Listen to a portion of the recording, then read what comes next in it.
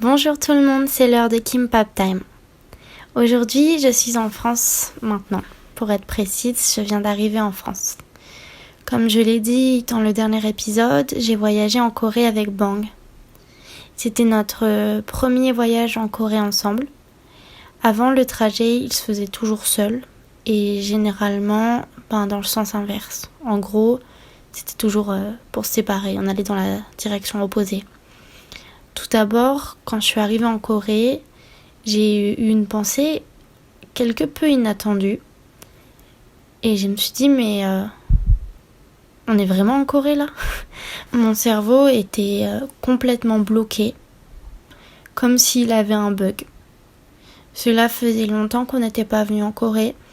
Il me semble que ça fait presque 2 ans, à peu près. Mais j'avais vraiment la sensation, en fait, d'avoir vécu ici tout le temps, comme si j'avais jamais quitté la Corée. Et en fait, la partie où j'ai vécu en France, ça me semblait vraiment être comme un rêve, une illusion. En fait, c'était comme si nous vivions en Corée depuis le début. On avait l'impression de s'être réveillé après un long rêve et de sortir comme d'habitude. Est-ce qu'on devait prétendre qu'il ne s'était rien passé ? C'était vraiment une sensation étrange. Et je dois dire que c'est pas facile à expliquer. Mais Bang, en fait, il s'est senti exactement comme moi. La première nuit, on a dormi chez une amie. Cette amie, c'était Yeon. C'est l'amie dont je vous ai parlé l'autre jour, dans un autre podcast, qui vivait dans le même immeuble que nous, quand nous vivions à Séoul. Elle nous a chaleureusement accueillis, comme toujours, et sa maison était plus chaude que la nôtre. Le système de chauffage coréen, il est phénoménal. Il provient de l'ancien système de chauffage qu'on utilisait autrefois en Corée. On appelle ça le ondol. Et en fait, c'est une méthode de chauffage traditionnelle coréenne. À l'origine, c'est une méthode dans laquelle des pierres étaient placées sous le sol. Et en fait, il y avait par des tuyaux, ça passait à partir. Là-bas, c'est un feu qui brûle dans la cuisine. Et par des conduits, ça passe sous le sol. Et du coup, ça fait un sol chauffant. Du coup, voilà, les pierres, elles chauffaient par ce système. Et ça réchauffait non seulement le sol, mais aussi l'air de la maison. Puisque l'air chaud, c'est un phénomène naturel, il monte. Bien sûr, on trouve dans les maisons coréennes des systèmes de chauffage. C'est la base traditionnelle, mais bien sûr maintenant c'est le même principe, mais modernisé. Sa maison, elle était vraiment sympa. En fait, on s'est allongé sur le sol et on avait la sensation de fondre à cause de la chaleur. C'était assez drôle parce que on était fatigués et on ressemblait vraiment à 2 limaces sur le sol chaud. Et en fait, cela en valait vraiment la peine car la température pendant mon séjour à Séoul, elle était environ de moins 17 degrés Celsius. Mais j'étais curieuse, alors j'ai regardé la température à Moscou et en fait il faisait plus froid à Séoul. Cependant, même ce vent d'hiver coréen, féroce, il n'a pas pu vaincre les filles coréennes. Alors je vous explique.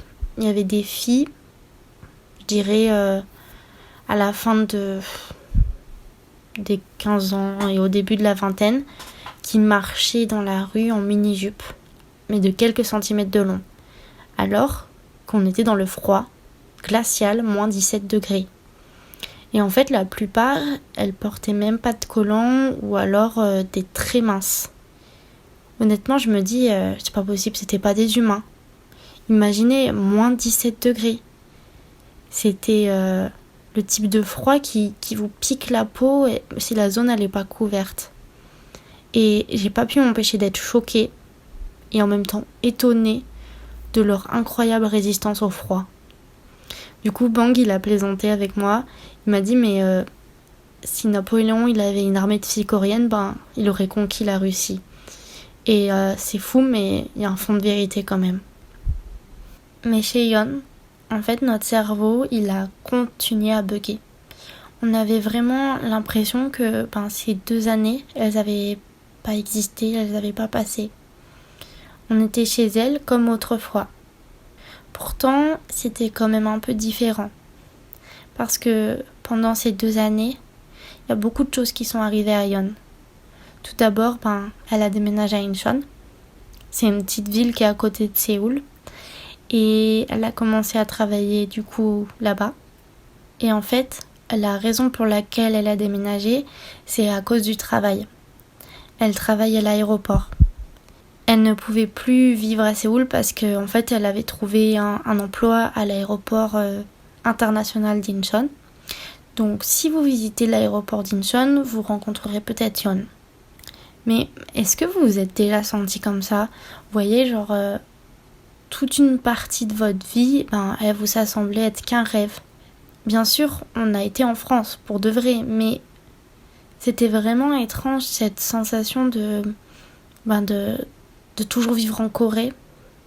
Cependant, il y a quand même, je dirais, quelques éléments qui nous ont quand même rappelé que c'était vraiment juste une illusion. En Corée, on a pu voir que le temps il avait passé et les choses elles ont changé sans nous. Il y a quelque chose que nous nous disions toujours en France. On va aller dans ce café quand on ira en Corée, ou on mangera ça quand on ira en Corée. Enfin voilà, pendant notre séjour, on voulait retourner dans des cafés et des magasins où on allait souvent quand on habitait là-bas. Mais en fait, ils n'existent plus. En l'espace de 2 ans, ils ont complètement disparu. Et ça nous a fait vraiment bizarre. Par exemple, il y avait un café où nous allions souvent. C'était un café que nous aimions beaucoup. Il était situé à Gangnam. Et en fait, il était spacieux, il y avait de la musique douce. Et il y avait un côté qui était décoré dans le style français, un petit peu style ancien. Et de l'autre côté, c'était plus moderne. Il y avait aussi des gâteaux et des macarons qui étaient genre vraiment trop bons, délicieux. Je pense que mon macaron préféré, c'était celui qui s'appelait le Red Velvet. Rien que d'y penser là. Du coup, dès que nous sommes arrivés à la station de Gangnam, on a couru vers le café. Mais à la place, il y avait genre, je sais pas, j'ai pas compris ce que c'était. Il y avait un truc étrange avec des schtroumpfs. Mais vraiment, j'ai pas compris. Du coup, on n'a pas pu s'empêcher d'être déçus. Il y avait aussi Artbox. C'est un magasin franchisé qui vend des objets mignons comme ça. Et en fait, il y avait le Artbox à Gangnam. Il a déménagé de l'emplacement que nous, on connaissait. Donc le nouveau, il est très étroit et en fait, on y trouve beaucoup de moins de choses. Donc encore une fois, je me sentais pas trop bien. J'étais un peu déçue. Et à Gangnam, le même jour, on a rencontré une folle. Nous marchions au milieu de Gangnam et soudain, il y a une femme, on la connaît pas, elle s'approche de nous. Puis d'un coup, elle donne un coup de pied en l'air, pas compris. Heureusement, on n'a pas été touché par le coup de pied. Mais bon, c'était clairement intentionnel. Je pense qu'en fait, elle a donné un coup de pied à côté de nous exprès. Quoi qu'il en soit, la dame, elle nous a insultés. On s'est dit mais elle est folle, alors on a juste essayé de passer outre. Il n'y a rien de bon à combattre un fou de toute façon. Et du coup, bien sûr, j'étais avec Bang. Et on marchait bras dessous, bras dessus.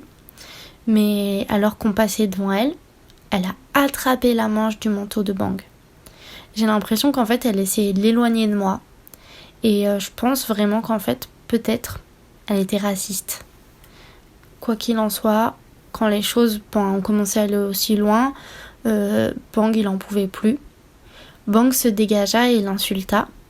Il lui dit mais t'es folle ou quoi ? En coréen bien sûr. Mais en plus il vient de Busan, du coup il a l'accent du dialecte de Busan et c'est un accent qui est assez dur. Et en fait dans la culture coréenne, les gens généralement tu insultes pas les étrangers ou les personnes plus âgées que toi. Et du coup, c'est peut-être pour cette raison que, d'un seul coup, elle s'est arrêtée et elle nous a regardé vraiment avec perplexité. Nous étions en route vers un magasin appelé Tomato. Oui, d'ailleurs, parenthèse, Tomato, c'est un très bon magasin de vêtements pas chers. Je vous conseille d'y aller. Enfin, Quoi qu'il en soit, le magasin était heureusement juste à côté de nous. Et c'était pas loin. On s'est dirigé vers le magasin. Et du coup, Bang, il lui a de nouveau dit enfin, ça va pas quoi, avant d'entrer dans le magasin. Alors méfiez-vous des fous. Parce que la Corée, c'est incontestablement un pays sûr. Mais bon, voilà, il y a des fous dans le monde entier. Donc de toute façon, faut faire attention quand même. Quand je parle de cela, il me semble que notre voyage, il était assez épuisant. Mais en fait, voilà, j'ai rencontré une femme froide et folle. Mais voilà, il y a certainement d'autres bons points. En tout cas, les rues, elles m'ont semblé vraiment plus vivantes. Parce que 2 ans avant, quand nous vivions à Séoul en plein Covid, à cette époque, les quartiers comme Myeongdong, c'était vraiment presque désert. J'ai vu beaucoup de magasins de vêtements qui étaient fermés. Et par exemple, les devantures des cafés qui étaient fermés du coup à Itaewon, elles étaient sales et un peu déchirées. Du coup, on était vraiment dans une Corée du Sud en pleine pandémie. Mais voilà, cette fois-ci, à notre retour, il y avait plein de petites échoppes qui avaient de nouveau envahi les rues. Il y avait des familles qui se promenaient. Il y avait aussi des enfants trop mignons qui marchaient dans les rues. Bon, à savoir que la Corée, c'est un pays vieillissant, avec un très faible taux de natalité. Je pense avoir rencontré 50% des enfants coréens. Voilà, il y avait aussi pas mal de nouveaux magasins qui avaient ouvert. Séoul me semblait en fait presque vivre à 100% à nouveau. Malgré tout, les masques ils étaient encore obligatoires en intérieur. Mais dans la rue, il était à nouveau possible de voir les visages des Coréens. Après Séoul, on s'est rendu à Busan, la ville natale de Bang. Une fois sur place, notre cerveau il est enfin redevenu à la normale, n'ayant pas vécu là-bas ensemble. J'ai alors fait la connaissance du père de Bang. Je ne vais pas mentir, c'était vraiment stressant. En plus, la barrière de la langue n'aide pas. Mais ça s'est vraiment bien passé. Je me suis sentie vraiment bien accueillie, malgré la communication qui était difficile. Du coup, je suis vraiment très reconnaissante. Mais voilà, il y a un problème.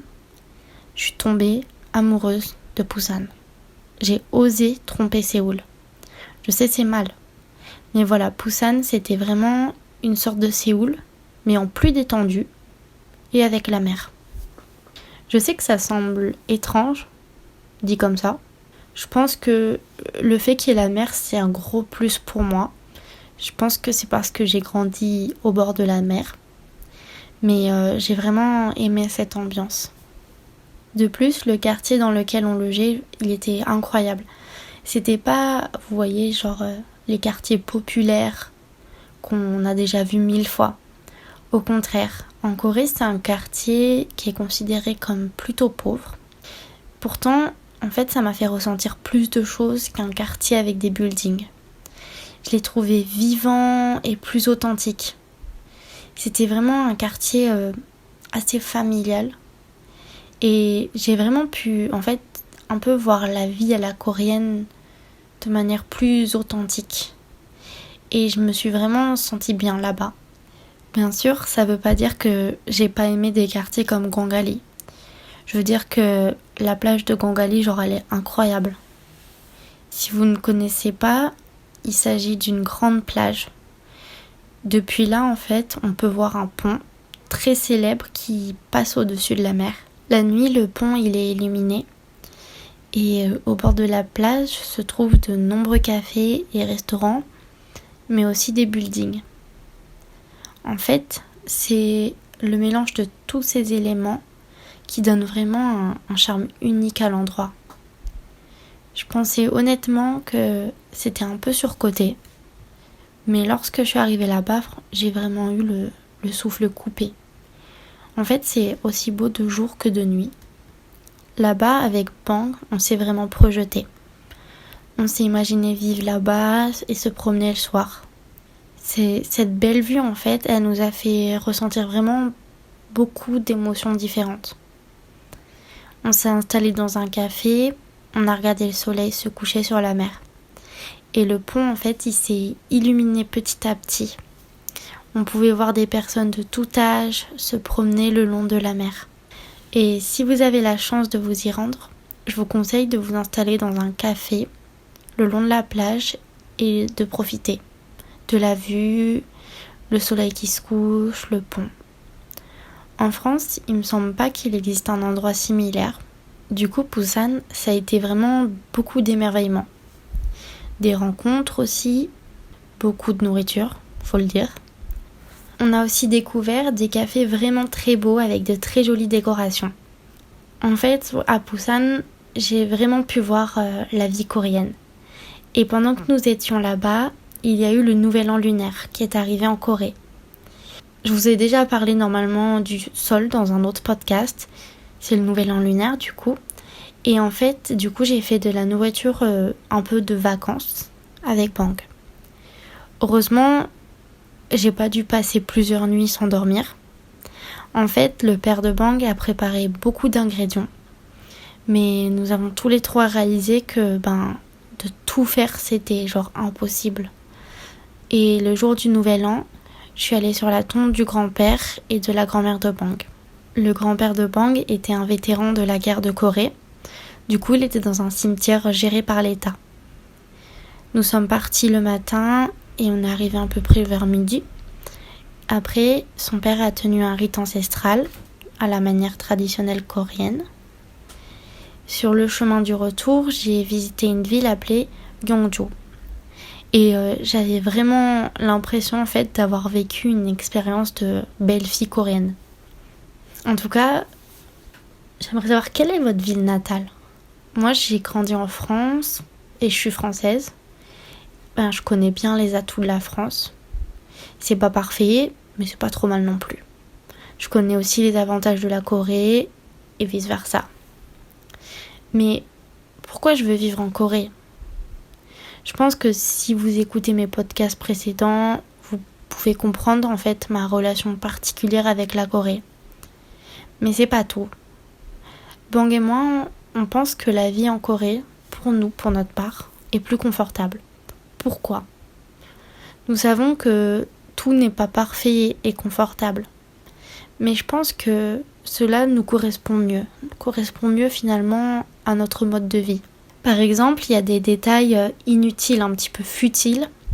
Bang et moi, on aime travailler dans des cafés et découvrir de nouvelles choses. Nous aimons que notre café, en fait, dans lequel on travaille, soit spécial et intéressant. Certains, ils vont avoir un décor français, d'autres coréens traditionnels ou minimalistes modernes. En bref, on aime boire, parler, étudier et travailler sur des projets dans un environnement passionnant. Et ce qui est très confortable en Corée aussi, c'est qu'il y a des toilettes partout. Je sais, c'est stupide de dire ça, mais on sait tous à quel point c'est affreux de ressentir une envie pressante lors d'une virée shopping. Et de juste trouver des toilettes qui coûtent un bras, ou même pas du tout. Je termine maintenant ma parenthèse sur les toilettes. Je pense que vous avez compris l'idée. Je pense que l'une des choses vraiment agréables à propos de la Corée, c'est qu'en fait on peut vivre la nuit. Alors, pour expliquer, Bang et moi, on est plutôt des gens de la nuit. Nous sommes plus efficaces lorsque nous travaillons le soir et on aime bien veiller tard. De plus, j'ai tendance à rentrer assez tard du travail en France. Même faire les courses ou commander de la nourriture, en fait, ça devient compliqué lorsqu'on commence à rentrer tard. En Corée, c'est pas un problème. Il y a des petits supermarchés qui sont ouverts 24 heures sur 24. Puis vous pouvez également commander la nourriture assez tard. Bien sûr, je pense que c'est des sujets qui sont assez futiles, ceux dont je vous parle. Voilà, il n'y a pas que ça. Mais si vous les mettez tous ensemble, plus d'autres raisons personnelles, je pense vraiment que de vivre en Corée nous rendrait heureux. J'en ai déjà beaucoup parlé dans d'autres podcasts. Donc, je m'arrête là. Mais la prochaine fois qu'on ira en Corée, on ira dans des nouveaux endroits qu'on ne connaît pas. Et pour le moment, en fait, je sais pas quand ce sera à nouveau possible. Je dois avouer que de parler de ce voyage, ça me rend un petit peu nostalgique. On sait tous que, on peut pas prendre des vacances à vie. Mais je pense vraiment que c'est plus que ça. c'est un pays qui me fait du bien. Par exemple, j'ai remarqué quelque chose. Vestimentairement parlant, j'ai pas forcément des goûts français, si je peux dire ça comme ça. Encore plus ces derniers jours, je trouve vraiment rien qui me plaît dans les magasins. Je pense que j'aime plus le style coréen, mais avec une petite touche de vintage. Et j'aime aussi beaucoup les choses mignonnes, malgré mon âge. Bon, de ce fait, mes vêtements et mes goûts peuvent peut-être au regard des autres sembler étranges, enfantins, ou je sais pas, encore autre chose, j'imagine. Mais on est d'accord, le mieux c'est de se détacher du regard des autres, de faire et porter ce qui nous plaît. Mais c'est quelque chose, je pense, avec lequel j'ai beaucoup de mal, comme beaucoup d'entre nous. Parfois, je me retiens d'acheter des choses en me disant, non, je pourrais jamais l'assumer. Et en fait, lorsque j'ai vécu en Corée, j'ai arrêté de penser comme ça. Et en fait, la même chose lors de ce voyage. Mais pourquoi, me diriez-vous ? Je pense qu'il y a plusieurs choses qui rentrent en compte. En Corée, lorsque vous êtes étranger, les gens, ils ont tendance à vous regarder par curiosité. Donc en fait, être regardé de manière bienveillante ou pas, ça devient habituel. De ce fait, j'ai commencé à me dire que si j'avais une crête verte ou une jolie robe, on me regarderait de toute façon, parce que je suis étrangère. Je prends des extrêmes, mais je pense que vous avez compris l'idée. Un autre point qui rejoint le premier, c'est que de toute façon, vu qu'on peut pas louper le fait que je suis étrangère, on sait que de ce fait, je suis différente. Donc si mes vêtements le sont aussi, j'ai l'impression que c'est moins grave. J'ai conscience que en grande partie, tout ça c'est dans ma tête. Je change juste en fait ma façon de penser.